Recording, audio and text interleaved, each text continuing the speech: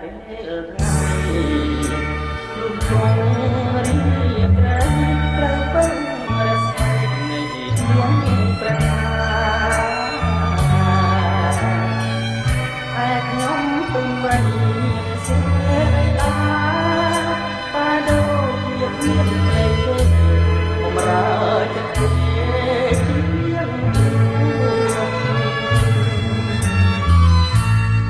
ជាព្រះច័ន្ទមិនស្ដាយរស្មីស្មោះជួយរៀបរែងបំភ្លឺលោកីគុំសានសុនាព្រះនៃខ្ញុំរៀងច្បងគ្រួសារមិនខំពីដួងច័ន្ទខ្លាចអូជាវាសនាគ្រួសារជាដូចជាទឹកលើស្លឹកឈូកព្រះយោបងបោកទុំសោកបោកកាយស្លាយស្លាក់មកជុំជ័យមកទ្របពីស្រីតែទឹកមេត្រី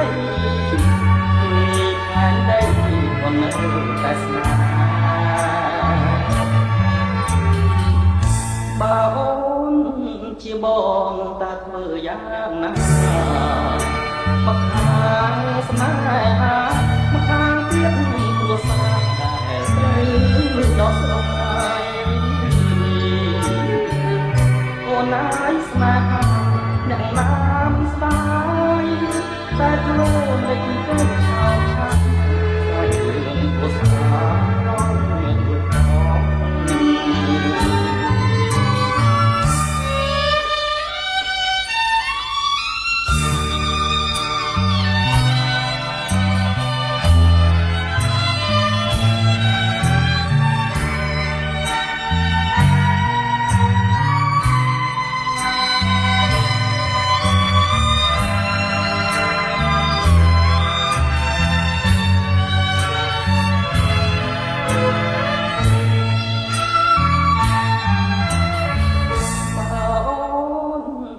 បងតាធ្វើយ៉ាងណា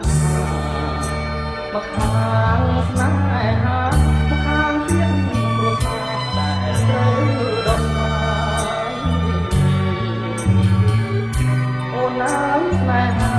យ៉ាងណាមិនស្ដាយតែធ្វើនឹកទៅខកស្រាយរឿងគ្រួសារមិនcònរួចផង